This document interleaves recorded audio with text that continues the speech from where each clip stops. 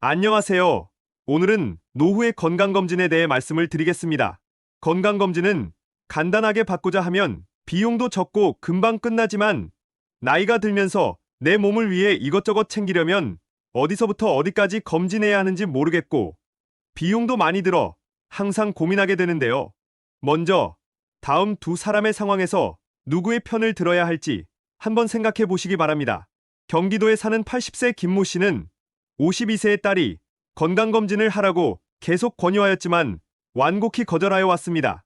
하지만 김모 씨의 생일 때 가족 모임에서 딸은 또 건강검진을 강하게 권유하였고 김 씨는 이에 그만하라면서 화를 냈습니다. 김 씨는 과거 심장 시술을 받은 적이 있어서 주기적으로 심장만 검사를 받고 있는 상황이었는데 딸은 다른 곳에 문제가 있는 건 아닌지 걱정이 돼서 암검진을 받았으면 좋겠는데 아버지가 너무 싫어한다는 것이었습니다. 여러분들이 보시기에는 이런 상황에서 건강검진을 해야 할까요? 말아야 할까요? 일단 속으로 생각해 두시고 또 다른 상황을 말씀드리겠습니다. 서울 종로구 서울적십자병원에 60대 딸이 찾아와 아버지가 소화가 잘 안 되니 이암, 대장암 검사를 해달라고 요구했습니다. 모셔온 아버지의 나이는 92세였습니다. 이런 상황에서는 건강검진을 해야 할까요? 말아야 할까요? 적십자병원 내과 전문의 문영수 원장님은 검진의 목적은 암을 일찍 발견해서 20년 넘게 오래 살게 하는 것인데 검진을 안 해도 100세 넘게 살 수 있다며 자칫하면 검진하다가 마취 상태에서 호흡정지, 심정지가 올 수 있어 매우 위험하다고 설명했다고 합니다. 그런 설득 끝에 92세 아버님은 대장 검진은 하지 않았고 위는 수면 마취 없이 내시경 검사를 했지만 결과는 아무 이상이 없었다고 합니다. 두 가지 상황에서 보듯이 우리나라에서 암 검진은 좋은 것이라는 효심이 깔려 있습니다. 부모님 생신이나 명절에도 수백만 원을 하는 건강검진 패키지를 선물하거나 오래 사시라고 암 검진을 권유하기도 할 텐데요. 하지만 전문가들은 효도검진이 자칫 불효검진이 될 수도 있다고 경고합니다. 이 나이에 무슨 건강검진이냐는 첫 번째 상황의 심장 수술을 받은 80세 김모 씨의 판단은 현대의학적으로 옳다고 볼 수 있는 것입니다. 2023년 9월 대한민국 의학한림원에서 주최한 건강검진 이대로 좋은가? 라는 포럼이 열렸는데 여기에서 몇 가지 주요 내용을 여러분들께 알려드리겠습니다. 먼저 국립암센터 예방의학 전문의 최윤정 교수님은 암검진하지 마라 5가지를 공개했습니다. 이 중 하나가 기대여명 10년 이하이면 유방암, 대장암, 전립선암 선별검사 목적으로 암검진을 하지 않는다입니다. 나머지 금지 항목은 갑상샘암, 초음파 검사, 췌장암 선별검사, 양전자 단층 촬영 등인데요. 여기서 선별검사란 병을 확진하려는 게 아니라 의심이 가는 걸 걸러내는 검사를 말합니다. 가짜 양성, 가짜 음성이 적지 않습니다. 폐암 검진에서 양성이 나오면 바늘로 찔러 조직 검사를 하는데 이 중 5에서 50%만 실제 양성이고 유방 같은 경우에는 10%만 진짜 양성이 나온다고 합니다. 즉, 노령층의 암 검진은 현재 기대 수명을 기준으로 75세 이상이 되면 득보다 해라 크다고 전합니다. 2015년에 만들어진 국립암센터의 암검진 권고안에도 각 질병별 가이드가 나와 있습니다. 첫째, 75에서 84세에서는 위암 검진의 이득과 위해를 평가할 근거가 불충분하다. 둘째, 70세 이상 유방 촬영술은 의사의 판단, 환자 선호도를 고려해 선택적으로 하라. 셋째, 80세 이상 대장암 검진은 근거가 불충분하다. 넷째, 폐암은 고위험군에만 저선량 가슴 CT를 하라입니다. 쉽게 말하면 75세가 넘어서면 위암, 대장암, 폐암 검진은 굳이 할 이유가 없고 70세 이상부터는 유방암은 사례별로 따져서 하라는 것입니다.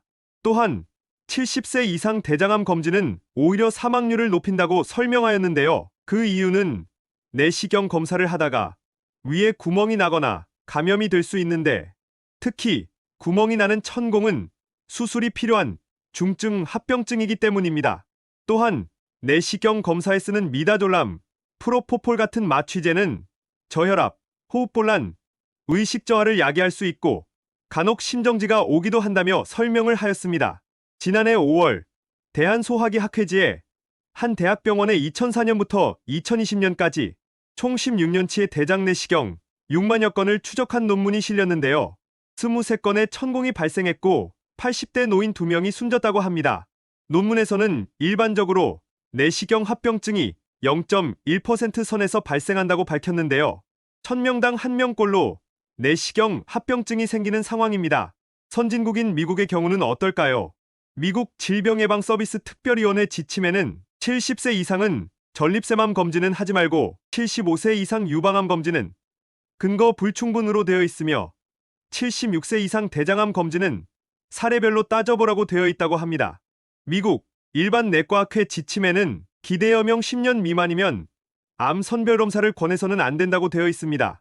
2020년 기준 미국 남성의 기대 수명이 74.2세로 나오는데 여기서 10년을 빼면 미국 남성들은 65세부터는 암 선별검사를 안 해도 된다는 뜻이 됩니다.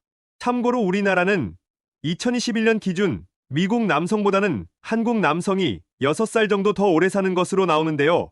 남성은 80.6세, 여성은 86.6세입니다. 그래서 미국 기준에 의하면 우리나라 남성분들은 70세, 여성분들은 76세가 넘어가면 암 선별검사는 하지 않아도 되는 상황인 것입니다. 그런데 우리나라의 국가암 무료검진에는 연령 제한이 없습니다. 서민아 국립암센터 암검진 사업부장은 폐암 고위험군 외에는 국가암검진의 종료 연령이 없다면서 99세 할머니는 굳이 검진 필요가 없음에도 자궁암 검진을 안 받아도 된다는 말을 못한다고 말했습니다. 한편 서울 적십자병원의 경우는 80세 이상은 암검진을 하지 않는다고 합니다. 문영수 서울적십자병원장은 우리 병원은 최근 80세 이상은 원칙적으로 암검진을 하지 않는다는 방침을 세웠다. 너무 위험해서다. 대신 먼저 진찰해서 위험성을 따진 후 시행한다. 나라에서 선심 쓰듯 건강검진을 제공하지만 이게 결과적으로 어르신과 병원을 잡을 수도 있다. 고 말합니다. 그리고 80세의 벽이라는 책에도 나이 들면 굳이 건강검진 하지 않아도 된다는 내용이 있어 간략히 소개해드리겠습니다. 이 책의 저자인 와다 히데키는 일본의 유명한 노인 정신의학 전문의였는데요. 그는 이렇게 이야기합니다. 80세가 넘으면 몸속에 암이 있는데 모르고 사는 사람도 많다. 내가 근무했던 병원은 노인 전문 병원으로 이곳에서는 해마다 100명가량의 유해를 해부하고 연구하였다. 그 결과 몸속에 심각한 질병이 있음에도 생전에는 알지 못한 채 다른 질환으로 사망한 사례가 적지 않다는 사실을 알게 되었다. 즉, 생의 마지막까지 자각하지 못하는 질병도 있다는 뜻이다. 암도 그중 하나이다. 85세 이상의 유해를 부검해보면 거의 모든 사람들에게서 암이 발견되는데 80세가 넘으면 누구나 몸속에 암을 품고 있다는 것이다. 일반적으로 암은 죽음에 이르는 병이므로 발견 조기 치료가 필수라고 알고 있지만 사실 꼭 그렇지 않다. 내가 근무했던 병원의 연구에서는 당사자가 인지하지 못하는 암도 있고 생활에 지장을 주지 않는 암도 있다는 사실을 알게 되었다. 특히 나이가 들면 암의 진행이 느려지므로 그냥 내버려둬도 문제가 되지 않는 경우가 생각보다 많았다. 이 글을 읽는 독자들은 이 점을 꼭 기억해두길 바란다. 고 하면서 당부의 말을 전달하고 있습니다. 우리나라 연구 포럼의 내용과 소개해드린 책의 내용을 종합해 살펴보면 어느 정도 살 만큼 살아왔고 노후에 몸이 불편한 질병은 누구나 다 가지고 살아가기 마련인데 괜히 건강검진을 해서 질병을 발견하였다고 섣불리 치료를 하였다간 오히려 안 좋아질 수 있다는 말이었습니다. 그리고 꼭 검진을 해야겠다고 생각된다면 의사와 반드시 상의해서 환자의 상태에 따라 개별적인 처방이 들어가는 것이 바람직하다고 할 수 있겠습니다. 그렇다면 환자 본인이나 환자의 보호자는 의사와 커뮤니케이션이 잘 되어야 할 텐데요. 의사를 존중하되 너무 맹신하지는 말고 의사도 사람이니 실수할 수 있음을 생각하며 환자에 대한 상세한 사항이나 나의 의문들을 의사에게 묻거나 대화를 할 수 있어야 합니다. 간혹 의사의 진료 제안에 무작정 따르거나 이상하다 싶어도 묻지도 못하고 그대로 따라하는 경우가 있는데 처방에 의문이 생기거나 뭔가 아니다 싶을 때는 자연스럽게 이야기를 할 수 있어야 한다는 것입니다. 의사와 커뮤니케이션이 잘 되지 못하면 어떤 일이 생기는지 안타까운 사례 하나를 들어드리겠습니다. 어떤 남매분이 노환의 아버지를 병간호하면서 잘 모시고 있었습니다. 남매분의 아버지는 10년 전에 대장암을 앓으셨다가 다시 발병을 하였는데 아버님 정신은 멀쩡하고 성격도 좋으셔서 자식들에게 아주 힘든 병간호는 아니었다고 합니다. 어느 날 무릎이 좋지 않아 정형외과 검사를 받으니 뼈에도 암이 발병을 하였고 이에 병원 측은 방사선 치료를 우선하자고 해서 입원을 하였습니다. 근데 사실 말기 암 환자라고 하기에는 아버님은 다리가 좀 아플 뿐이지 너무 정정하였고 사위가 사주는 소고기도 맛있게 먹고 입원을 했습니다.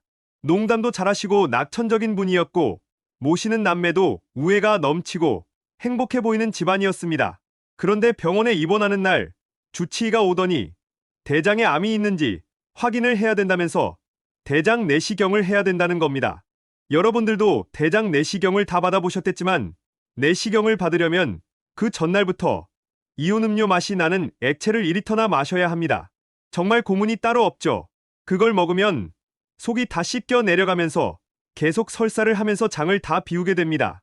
대장 내시경 받을 때까지 체온도 떨어지고 너무 기진맥진하게 되는데 온몸에 이미 암이 다전이 됐다는 판정을 받고 방사선 치료를 받으러 온 아버님에게 대장 내시경을 받자고 하니까 이게 당연히 의사가 시키는 일이니까 대장 내시경을 위해 계속 액체를 마시는데 이제 점점 아버님이 진짜 중환자가 돼버리는 겁니다. 몇 시간 전에도 소고기 먹고 멀쩡히 병원에 들어오신 분인데 그 대장 액체를 열심히 마시고 내시경 준비를 하고 있는 와중에 아버님은 완전 초죽음이 되었다고 합니다. 그래서 딸이 보다 못해 의사한테 가서 우리 아버지의 몸 상태가 이러이러하고 뼈에도 전이 됐고 폐에도 전이가 됐다는데 꼭 대장 내시경을 이렇게 받아야 되는지 모르겠다. 아버지가 지금 너무 괴로워하신다.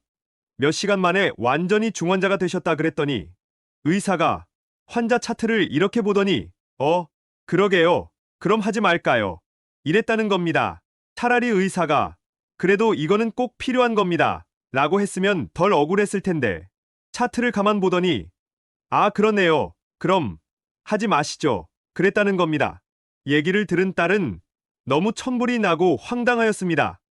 이 사연에서 보셨듯이 여러분들께서 잘 염두에 두셔야 하는 것이 부모님이나 본인이 병원에 입원하여 얼마 못 산다는 얘기를 듣는다 하더라도 의사들이 하는 어떤 처치나 검사 같은 거에 기계적으로 반응해서 선생님만 믿고 따르겠습니다.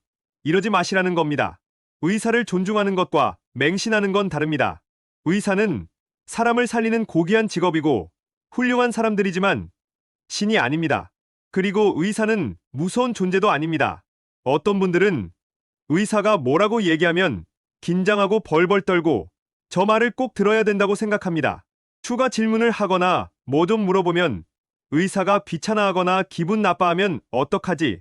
그렇게 생각하시기도 하는데 절대 그렇지 않다는 것을 말씀드리고 싶습니다. 의사 앞에서 쫄지 마라.